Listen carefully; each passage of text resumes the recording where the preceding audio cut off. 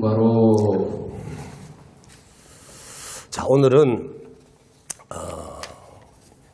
인간이 괴로움에 사여 있는데 이 괴로움을 해결하기 위한 방안이 뭘까?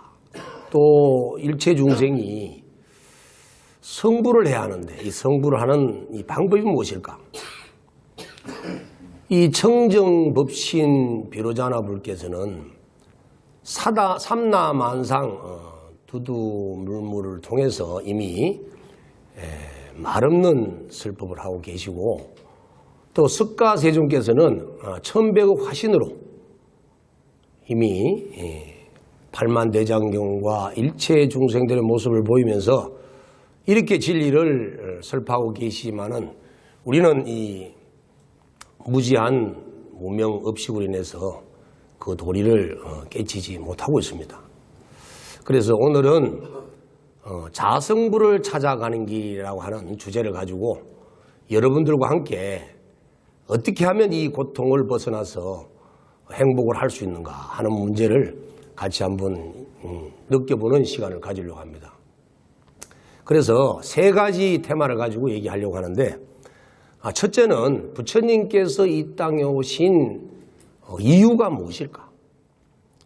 그리고 무엇을 우리에게 가르치고자 했을까 하는 부분을 가지고 얘기를 할 것입니다. 그 다음 두 번째는 우리들이 가지고 있는 이 몸과 마음, 그리고 우리들이 보고 듣고 느낄 수 있는 이 삼라만상 우주의 일체 존재에 대한 그 근원이 무엇인가 하는 이 부분을 대성기신론이라고 하는 마명보살이 지은 불교계의 명작이죠, 명작. 이 논설을 통해서 한번 살펴볼 예정입니다. 그리고 세 번째는 이 진리라고 하는 이 실상의, 생명의 실상의 자리에 그 모습이 과연 무엇인지, 그리고 깨달았다라고 하는 그 진리의 세계가 무엇인지, 이런 부분을 이제 육조해능 스님의 단경과 그 다음에 또 이렇게 황벽 스님의 전심보묘, 그리고 삼조 성찬 스님의 진심명을 통해서,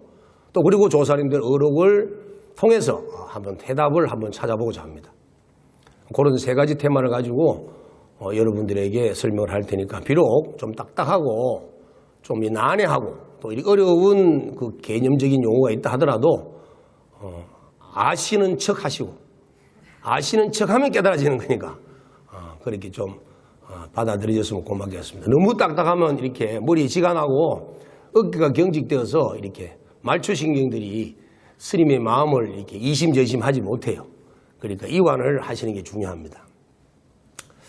자, 그러면 이제 첫 번째, 이 부처님이 이 땅에 왜 오셨는가 하는 부분을 두 가지 팩트를 가지고 얘기를 하려고 합니다. 첫 번째는 우리 부처님 오신 날만 되면 항상 그 얘기를 많이 하는 내용이 있죠. 천상천하 유화독진, 하늘 아래 땅 위에 나 홀로 존귀하다. 이 탄생기를 통해서 부처님께서 우리들에게 깨우치시고자 하는 그 진리를 우리가 한번 이해해 봐야 됩니다. 자, 하늘 위에, 하늘 아래 땅 위에 가장 존귀한 것은 나 홀로라고 해서 아라고 해서 천상천하 유아, 오직 나. 이 아는 뭘까요 도대체? 그래서 이 아는 웬만하면 불교에서는 나다 너다라고 하는 이런 개념으로 표현하지 않습니다. 그 해석하면 안 돼요 원래. 그래서 이 한문의 그대로의 아라고 얘기를 합니다. 아는 뭘까?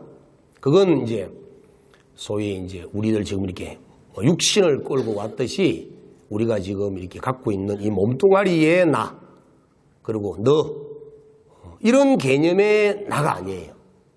또 한 가지는 우리가 지금 생각하고 감정, 오감을 느끼는 이런 마음들의 나가 아니라는 거예요.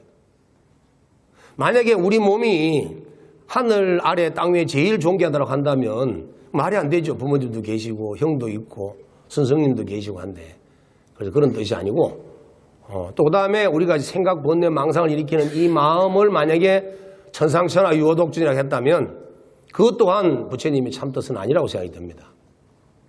그래서 이 뜻이 뭘까라고 봤을 때 그 아의 핵심이 있는데 그 아라고 하는 것은 바로 우리 모두가 누구나가 다 함께 가지고 있는 청정법신이라고 하는 자기의 참나, 진여 본성 또는 자성이라고 하는 이 자성부를 일러서 하늘 아래 땅 위에 가장 존귀한 존재라고 하는 겁니다. 그럼 우리는 지금 사실은 보면 이와 같이 천상천하 유화독지는 참나를 모르고 그냥 육신과 번뇌망상 일으키고 생각 감정 일으키는 이 생각을 갖고 마음을 갖고 살아가다 보니까 고통이 따르지만 부처님께서 말씀하신 그 참나를 깨친다면 우리는 고통에서 벗어나지 않을까라고 이렇게 한번 대답을 내려봅니다. 그 다음 또 두 번째는 법화경 방편품에 보면은 부처님의 그 이 세상에 출연하시는 재불출세의 일대사 인연이라는 말이 나옵니다. 일대사 인연, 부처님께서 이 세상에 출연하신 일대사 인연은 뭘까요, 도대체? 물론 그 경에서는 부처님의 직연을 열어서 보이고 깨닫게 해서 들어오게 하기 위해서 부처님이 이 땅에 출연하셨다라고 하는데 부처님의 직연을 열어서 보이고 깨쳐서 들어가게 한다는 그거는 과연 무엇일까? 이 의미를 새겨야 돼요. 그 육조 해능 스님께서는 이거를 뭐라고 말씀하셨냐면은 부처님의 일대사 인연이라고 하는 것은 바로 좀 전에 말씀드렸던 천상천하 유화 독존의 아인 자성불인 참나를 깨치는 것이 바로 부처가 되는 것이니까 부처가 세상에 태어났다는 것은 바로 깨치는 순간이다. 그래서 부처님께서는 이와 같은 참나인 자성불을 깨치는 일로 말미암아서 이 세상에 출연하신 것이다. 그래서 여러분들은 오늘 비록 중생의 모습을 가지고 있지만 이 순간에 여러분들이 부처님의 참된 도리, 즉 참나의 진여 본성을 깨치는 순간 우리는 부처로 탄생되는 거예요. 그래서 우리가 쉽게 부처님께서는 이 땅에 오셨다. 부처님께서 이 땅에 오신 이유가 뭘까? 그냥 막연하게 어떤 언어나 말로서만 이렇게 이해되어 버린다면은 부처님의 참 도리를 우리가 느끼지 못하지 않을까 해서 좀 가볍게 여러분들에게 먼저 부처님의 그 불탄일 탄생계와 법화경 그 방편품에 나오는 일대사 인연이라는 그 말씀을 통해서 또다시 한번 우리 진여 본성인 참 자성부를 한번 느껴보았습니다.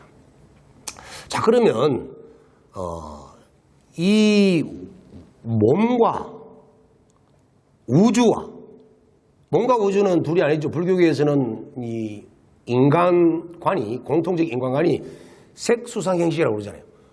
물질인 지수화풍과 이제 수상행식의 정신작용을 합해서 오온이라고 그러는데 이 오온이 이제 우리 인간이라고 하는데 거기에 색은 우리 몸을 이루고 있는 지수화풍만 있는 것이 아니고 이렇게 마이크나 산하, 대지, 일월, 광명처럼 온 그 우주 복귀에 태양, 달 전체를 다 만들 수 있는 그런 물질도 포함하고 있는 거예요.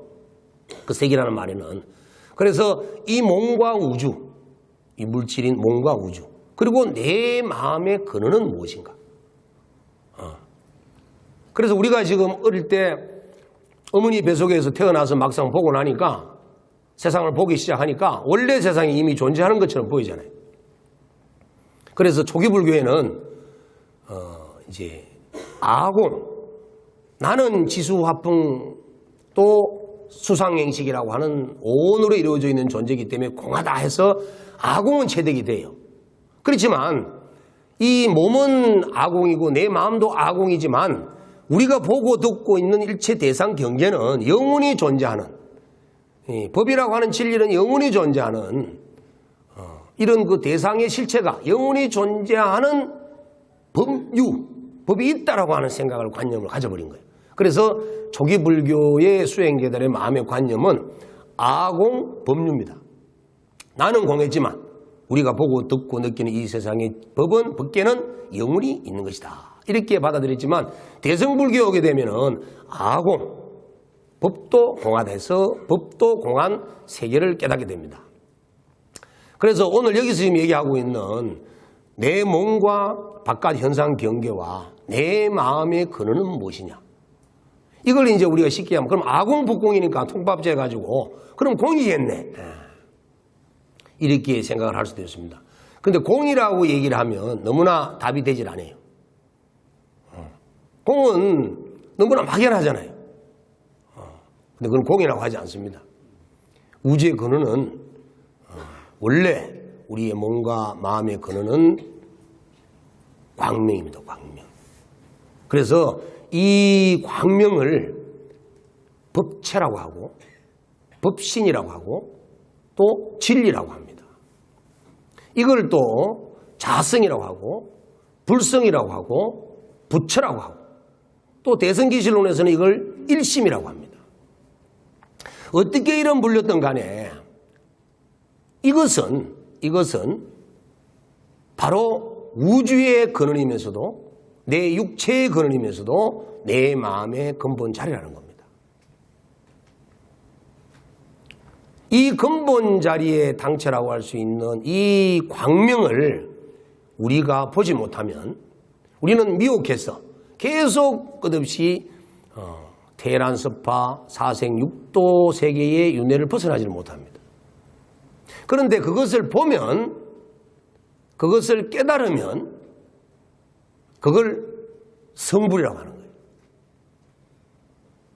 결과적으로 내 자성불을 발견하는 것, 내 몸과 마음의 근원을 발견하는 것, 우주의 근원을 발견하는 것, 그 근원을 발견한 그 자체를 깨달음이라고 합니다. 그걸 각이라고 그러죠. 그래서 그 각을 이제 부처라고 하니까 부처님의 탄생은 결론적으로 각이 있어야만 존재할 수 있지 않습니까? 그래서 우리 역시도 나의 근원이며 내 몸의 근원과 내 마음의 근원과 우주의 근원인 이 실체만을 우리가 깨달을 수만 있다면 바로 육도윤회의 굴레에서 완전히 벗어나서 영원한 상락아정의 즐거움을 누릴 수 있는 부처가 될 수가 있는 겁니다. 그래서 우리 몸을 이 근원을 또 우주의 근원을 또 마음의 근원을 이렇게 그 광명이라고 얘기했을 때는 그냥 큰 스님들이나 부처님께서 말씀하신 게 아니에요. 요즘 그 양자물리학이라고 하는 현대물리학에서 보면 물질을 이렇게 쪼개보면은 이제 분자에서 원자로, 원자에서 전자로, 전자에서 그 이 원자 핵으로 그 다음에 그 소립자로 나눠지죠. 저쪽에 그러면 소립자라고 하는 것은 더 쪼갤 수 없는 단계예요. 그래서 소립자 물리학에서는 이 소립자를 제로로 하면 제로, 아무것도 없는 상태라고 하는 거예요, 이미.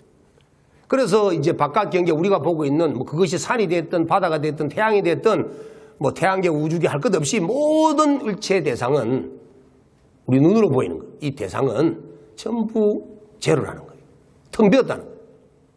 그러면 물질이라고 하면 눈으로만 보이는 것이 물질이 아니고 귀에도 들리는 소리, 코로도 냄새 맡아지는 향기, 입으로 맛봐지는 맛, 피부로 감촉되는 촉감 이런 것까지도 다 물질이라고 합니다.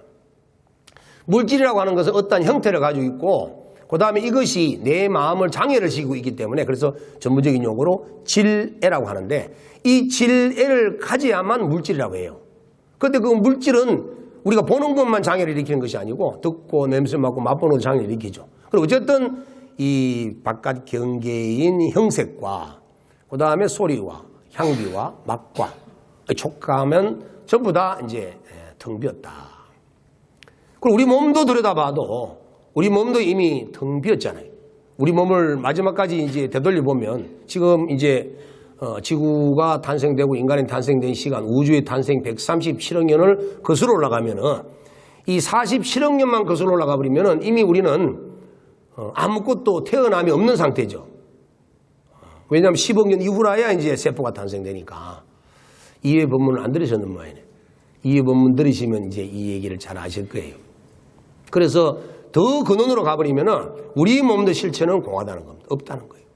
또 그걸 따지지 않더라도 우리 몸을 물질로 만들어진 몸뚱아리를 쪼개보면 또 물질은 여기 세포 역시 또 이제 분자로 되어 있고 그 다음에 또 원자로 쪼개고 또 전자로 쪼개고 이렇게 소립자로 쪼개었을 때 또 그 역시 또 텅 비었다는 거죠.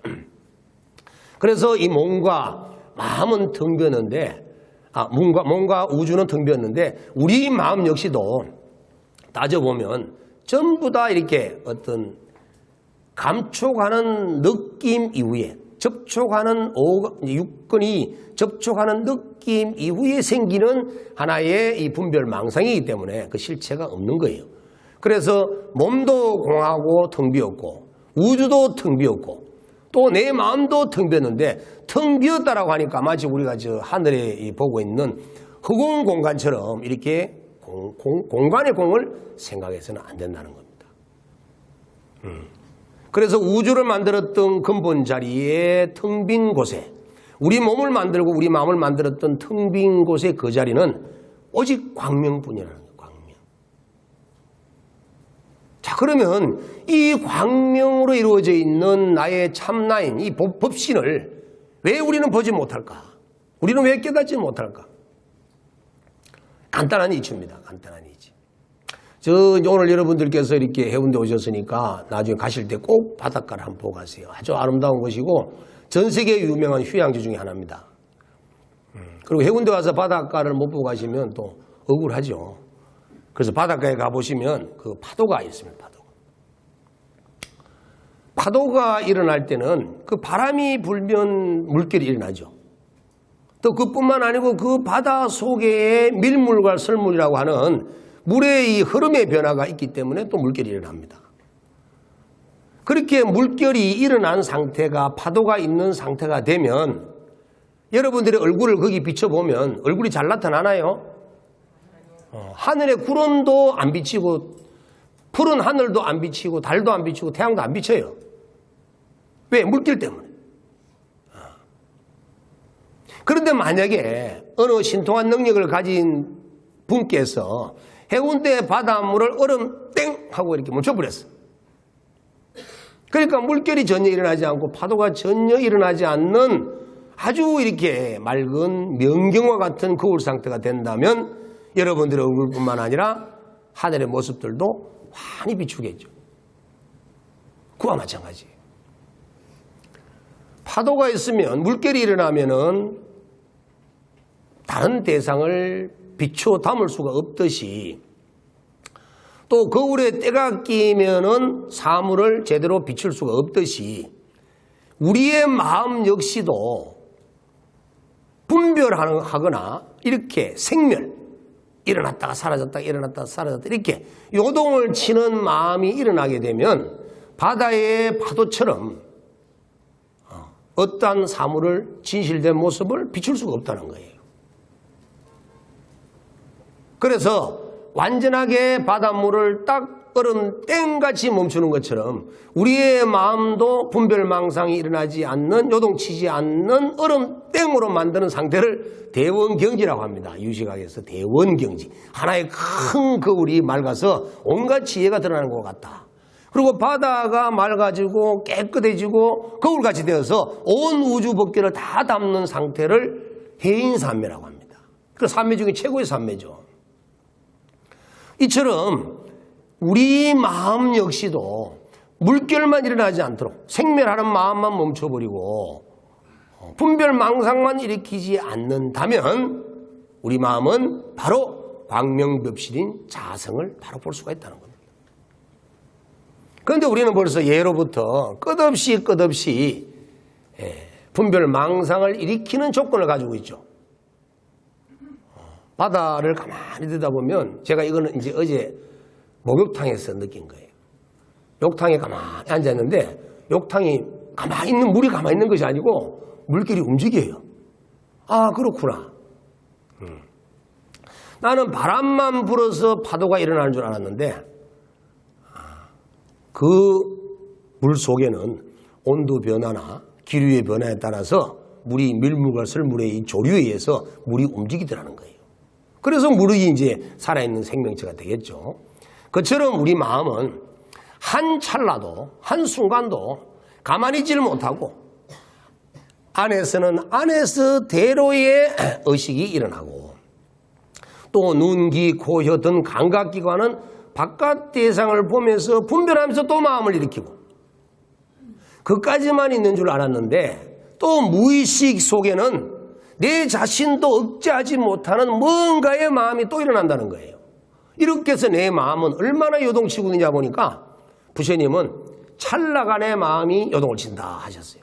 그 찰나라는 것은 75분의 1초입니다. 75분의 1초. 이렇게 우리가 찍은 카메라의 영상물이 움직이는 동영상물로 나타나려고 그러면은 이 1초에 25카트가 지나가면은 움직이는 모습으로 만들어진대요. 그러면 75카트가 만들어진다면 얼마나 빨리 움직이는 겁니까? 우리 마음이 그렇게 움직인대요. 그래서 그런 마음이 일어나기 때문에 그 마음으로 인해서 우리의 참 본성인 진여를 보지 못하는 거예요. 좀 더 설명을 하면 이와 같이 내 자신도 모르게 또 내 스스로도 알게 이렇게 무의식적, 의식적 분별심과 망상, 생각, 감정이 일어나는 데는 이유가 있다는 거예요. 자, 첫 번째는 우리 몸은 어디서 왔나요?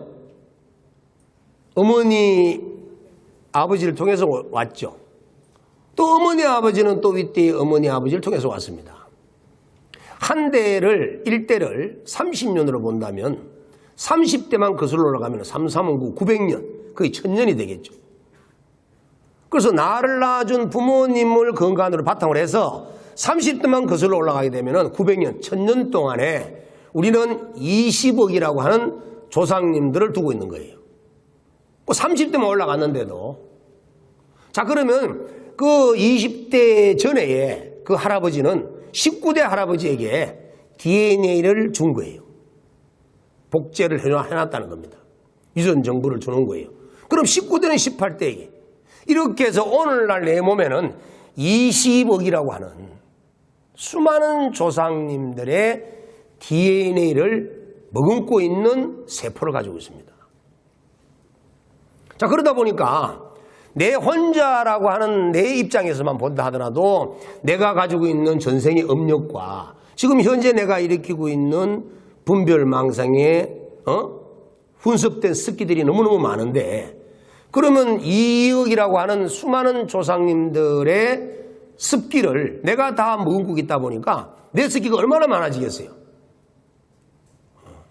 그러면 우리 이와 같이 인류의 조상뿐만 아니고 또 미물로 동물로 또 그 이전에 이와 같은 유전 정보 인자를 머금고 있는 몸을 가지고 있는 상황이기 때문에 우리 마음속에서는 계속 끝없는 뭔가의 무의식적 마음이 일어난다는 거예요. 이걸 이제 불교에서는 이걸 부처님께서는 화엄경에서는 공업이라고 합니다. 이 우주는 공업이 지었다. 이 공업이라고 하는 것은 우리들의 마음을 얘기하는 거예요. 그리고 이미 우리 몸속과 마음속에는 이와 같은 공업이 들어있는데 이걸 요즘 현대 심리학에서는 뭐라고 얘기를 하느냐 하면은 집단 무의식이라고 합니다. 집단 무의식. 칼융이 발견한 집단 무의식. 그래서 우리 몸속에는 이미 미물, 동물로서의 훈습된 습기와 기억 정보 또 우리 만조상님들의 기억 정보와 훈습된 이 모든 기억들 이와 같이 우리의 몸과 마음에는 이런 한량없는 생명체로서의 그 어떤 윤회 삶 속에서의 훈습되었고 익혀졌던 이런 기억 정보들이 이미 바닷물을 형성하고 있는 것처럼 내 마음을 형성하고 있기 때문에 거기에서 내 자신도 모르는 굵직굵직한 또는 아주 미세한 이 무의식적 작용이 일어나게 된다는 거예요. 그래서 나는 쉬고 싶은데 이 잘 안 된다는 거죠. 그래서 여러분들이 참선을 하고 싶어서 또는 명상을 하고 싶어서 고요한 곳에 앉아서 자복을 깔고 앉아서 명상을 해보지만 참선을 해보지만 뜻대로 안 되잖아요. 망상이 안 일어나면 졸거나 안 졸면 망상이 일으키고 뭐 둘 중에 하나인데 이렇게 계속 이렇게 되는 이유가 바로 여기 있는 거예요. 그리고 이렇게 사람을 보면 이제 가족들이 가족을 보면 잘 알죠. 저놈을 보니까 할아버지 닮은 것 같고 어떤 게는 할머니 닮은 것 같고 또 어떨 때는 뭐 손자 닮은 것 같고 어디가 어디 누구를 닮은지 모를 정도로 이렇게 여러 가지 정보가 들어있는 상황 때문에 그래서 우리는 마음이 이렇게 명경처럼 얼음땡 같은 이런 마음이 안 된다는 거예요. 그래서 이런 이 집단 무의식이라 하는 마음은 우리 마음속에 계속 자리를 하고 있습니다. 몸을 버리지 않는 한은 이 집단 무의식을 조절하기가 그렇게 쉽지가 않다는 거예요. 그래서 지금 이제 당대나 또 전대에 우리 큰 스님들께서 깨달으심을 얻으셔가지고 일체지를 얻으셨다. 또 나는 각자다라고 할 때는 정말 대단하신 분들이죠. 이런 그 무의식적, 즉 집단 무의식을 조복시키고 항복받고 현재의 내 의식도 항복시켜서 고요한 이렇게 얼음땡의 경지, 이런 청정한 진여의 경지로 들어갈 수 있다는 것은 정말 타고난 근기가 아닐 수가 없습니다. 그래서 부처님 석가세존 같은 분 같은 경우는 과거생에 수행을 하신 그 인연 덕분에 그렇게 되신지는 모르겠지만 상근기 중에 상근기시잖아요. 우리 근기가 얼마나 되는 줄 아세요? 근과 기는 원래 다릅니다. 합해서 이제 근기라고 하는데 근기도 상중하가 있죠. 상에도 또 상중하가 있으면은 중에도 상중하가 있고 하에도 이제 구가 되니까 구는 근이고 또 구는 기니까 근기를 합하면 80일이죠. 그리고 구구는 80일 옛날 큰 스님들 이제 열반송에 막 남겨놓는데 가지각색이라는 겁니다. 다 이렇게 사람은 각양각색, 각가지의 이렇게 업식 분별을 내고 있다 하는 그런 의미로 이제 이렇게 구구는 80일 이렇게 얘기를 합니다. 그건 근기를 얘기하는 거예요. 1초직입 열애지라고 그래서 석가세존같이 단순간에 한 방에 그냥 이 진여 본성으로 들어갈 수 있는 그런 경지도 있는가 하면 이 중근기 이하의 우리 범부로서는 이런 상태가 되기라는 것은 상당히 어렵다는 얘기예요. 그렇지만 일념을 가지고 집념을 가지고 열심히 노력한다면 반드시 이 조상님들의 이런 집단 무의식을 조복시킬 수가 있습니다. 그래서 스님들께서는 출가하신 거예요. 왜? 조상님들의 인연관계를 깨달음을 얻기 위해서 단절시키기 위해서 출가하신 거예요. 여러분들은 아직 출가를 못하셨기 때문에 조상님들의 마음을 계속 안고 계셔야 되고 그건 정말 대단하신 분이 여러분들도 대단하십니다. 그럼에도 불구하고 신신과 종교에 대한 어떤 그런 절대적 믿음을 가지고 법을 설하는 곳이면 또 법회가 있는 곳이라면 열심히 찾아다니시는 여러분의 모습을 보면 정말 대단한 분대로 저는 감히 여러분께 칭찬을 드리고 싶습니다.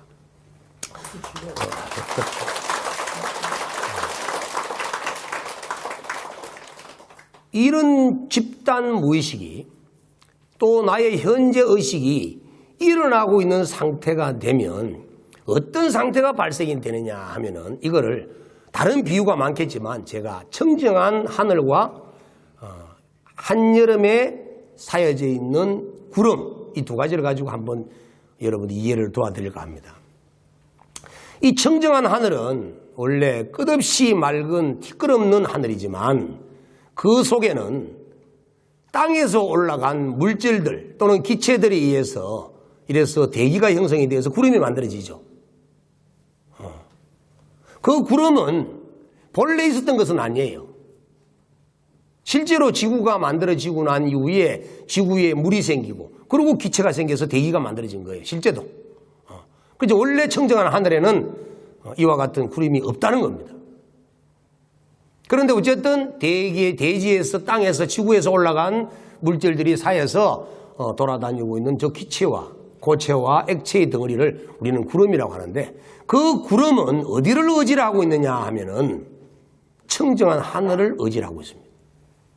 만약에 청정한 하늘이라고 하는 것이 없다면 단 티끌만큼도 없다면 티끌만 같은 먼지 찌꺼기도 쌓일 수가 없어요. 티끌 같은 공간이 있기 때문에 청정한 하늘이 있기 때문에 티끌이라도 쌓이는 겁니다. 그래서 이 한여름에 장마철에 하늘에 떠있는 구름이 저렇게 쌓이려고 그러면은 그 청정한 하늘을 의지하겠죠. 자, 그렇듯이 지금 우리가 집단 무의식이니 의식이니 또는 나의 전생의 업력이니 라고 하면서 내 자신의 마음을 계속 무명업식으로 파도치게 만들고 물결치게 만들고 있는 것은 바로 하늘에 떠 있는 구름 같은 인자들이 모였기 때문에 그런 것이다. 이걸 이제 아레아식이라고 합니다. 아레아식.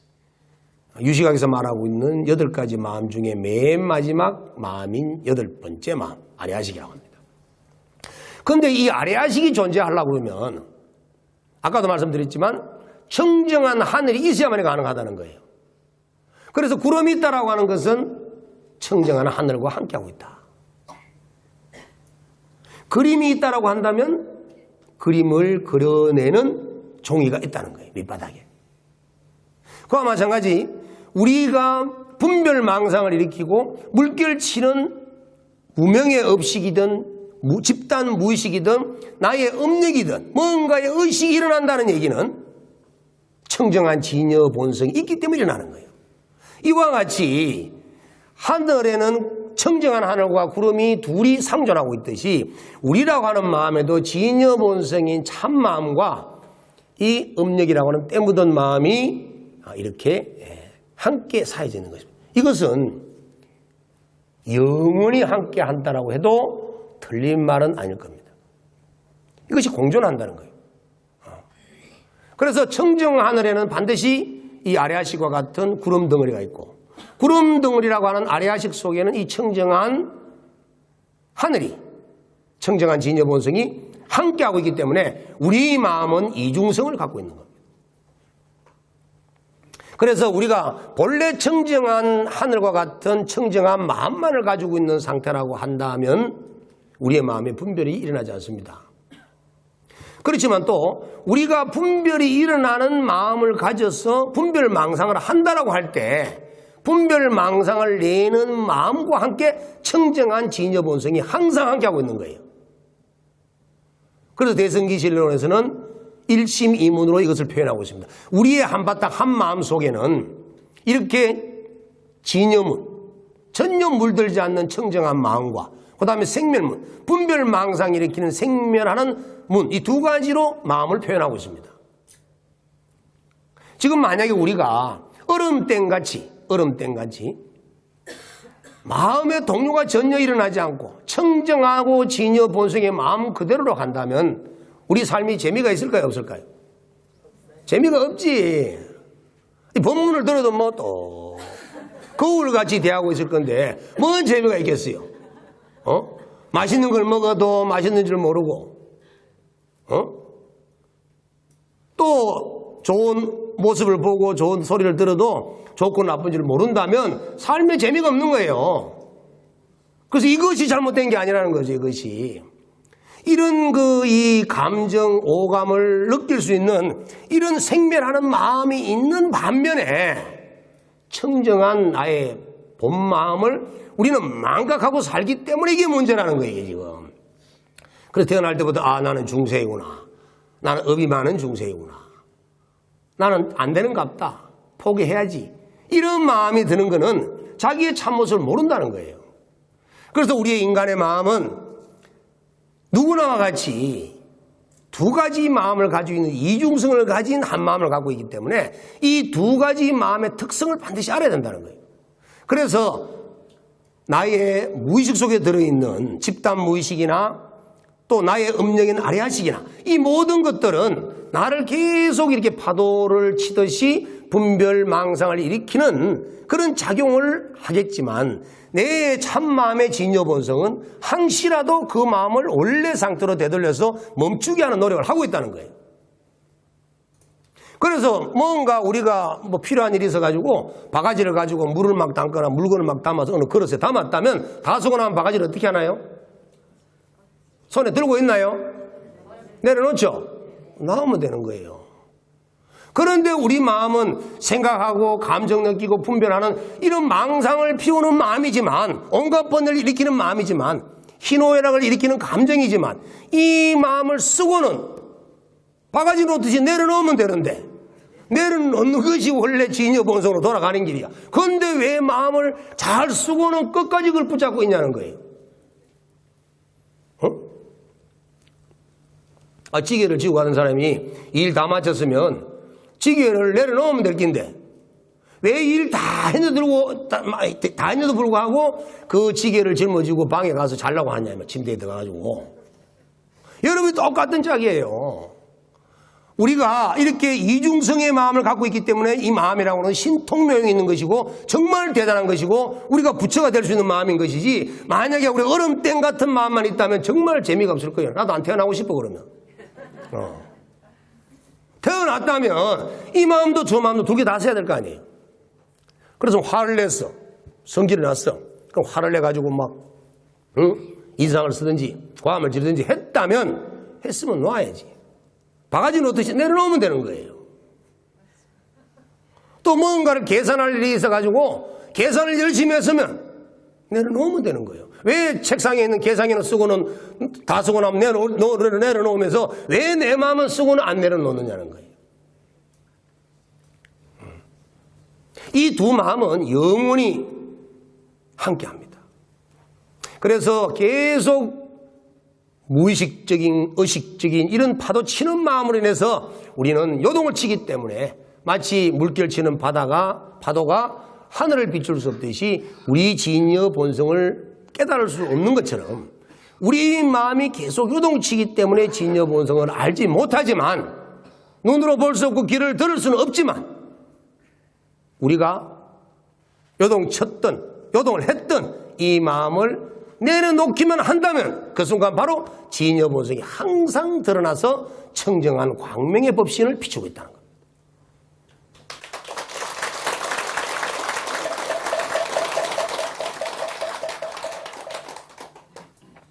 그래서 이 조사 스님들은 이러한 깨달음의 세계, 이런 부처님의 경지, 또 청정자성이라고 하는 자기의 참나가 어떠한 모습인지를 어떻게 표현하고 있는지 한번 살펴보겠습니다. 육조께서는 이렇게 말씀하고 계십니다. 미혹하면 중생이 부처요, 깨치면 중생이 부처이다. 우치하면 어리석으면 부처가 중생이요 지혜로우면 중생이 부처이다. 이 두 가지의 지혜와 어리석음을 말씀하고 계시는데 이 어리석다는 것은 뭐냐 하면 분명업식을 일으키고 있는 이 마음만 알지 청정한 진여 본성의 참마음을 모르고 있다는 거예요. 지혜롭다는 것은 참마음, 미혹한 무명망상을 일으키는 이런 번뇌망상 마음에 이 진여 본성의 참모습이 그대로 현현하고 있다는 사실을 아는 걸 지혜라고 합니다. 이걸 알면 부처요, 이걸 모르면 중생이라는 거죠. 여러분들은 오늘 알았으니까 다 부처가 된 겁니다, 이미.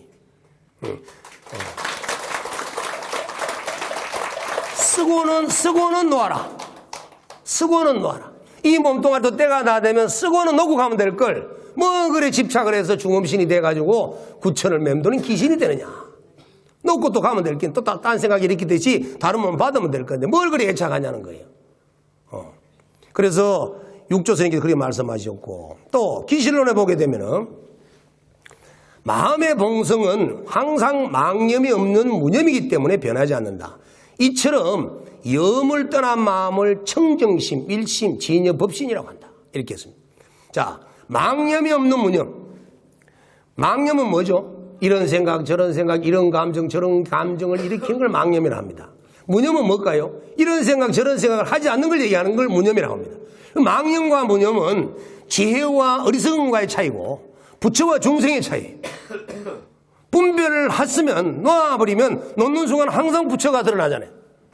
그래서 일상생활 속에서도 항상 내 자신이 부처로 살 수 있는 방법은 저 달나라에 가 있는 부처님은 우리에게는 아무 도움이 되지 않습니다. 저 은하계에 꽁꽁 숨은 부처는 아무 이해관계가 없습니다. 부처는 현실 속에서 부처가 되어야 되는 것이지 뭐 저 우주 밖에 있는 부처가 뭘 필요가 있겠습니까? 그런데 그 부처는 이미 내 집 안에 있는 것도 아니요 내 안에 있다는 거예요. 분별망상 일으키고 짜증내고 성내고 마음 아파하는 이 마음을 놓기만 하면 바로 부처가 항상 하기 때문에 우리는 언제든지 부처님을 품고 사는 거예요. 이래서 이 조사님들도 이렇게 말씀하신 겁니다. 그래서 무념을 관찰하는 것은 바로 부처님의 경지다. 무념을 관찰한다는 게 뭐죠? 내가 생각과 감정을 일으키지 않는 것을 또렷이 아는 상태를 무념을 관찰하는 상태. 이 상태가 되면은 이미 부처님의 경지라는 겁니다. 성불이 참 쉽죠? 얼마나 쉬워요 이게. 자, 그러면 이제 결론을 내리겠습니다.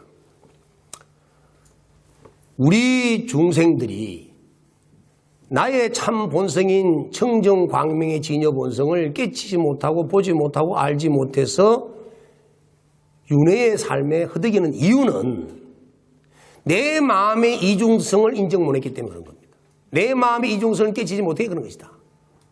나라고 하는 마음은 변화무상한 마음이고 신통묘용하는 마음인 이유는 번뇌망상을 할 줄 알기 때문에 그런 겁니다. 번뇌망상도 할 줄 알고 미움은 밉다라고 할 줄도 알고 닮은 단 줄도 알고 기쁨은 웃을 줄도 아는 이런 마음을 갖고 있으면서 그 이면에 들어있었던 청정한 고요한 성품인 본성의 부처 마음을 알지 못했기 때문에 우리는 계속 중생으로 허덕이게 되는 겁니다. 그러나 우리가 이 순간 대성기실론이나 또는 조사님들의 어록을 통해서 살펴본 바로 비용한다면 내 마음의 이중성을 알고 언제든지 생을 위해서 보고 듣고 냄새 맡고 맛보고 분별하는 견문각지 일상생활 속에서도 내 마음을 자유자재로 쓰고는 항상 제자리로 놔둬버리면 그 자성의 본성에 의해서 그 본성은 자성이 무자성이니까 본래 자리로 되돌아간다는 거예요. 쓰다가 놓으면 제자리 될 거, 고무줄도 땡기면 놔버리면 제자리로 돌아가는데 왜 우리 마음은 쓰고는 끝까지 그것을 가져가느냐. 그래서 오늘 여러분이 어떤 마음을 쓰더라도 좋은 마음을 오래 쓰시고 만약에 힘들고 어려운 마음을 쓰신다면 그 쓰는 마음을 딱 잘라버리고 본래의 일상으로 평상심으로 돌아가 버린다면 여러분들은 항상 부처와 중생을 함께 아우를 수 있는 정말 멋진 사람이 될 수 있기 때문에 여러분들은 머지않아 성불할 수 있다고 생각합니다. 자, 그것들을 이렇게 오늘 이 진심법문 이렇게 경청해 주시기 위해서 또 자리를 빛내주기 위해서 찾아주신 대덕고성 큰 스님들과 특히 우리 대성공 사형사제 스님들께 진심으로 감사 말씀드리고 또 진짜 멀리서 이렇게 와주신 우리 각 사찰에 우리 정말 훌륭하신 대덕불자님들께 정말 진심으로 감사를 드립니다. 다 같이 성불합시다. 감사합니다.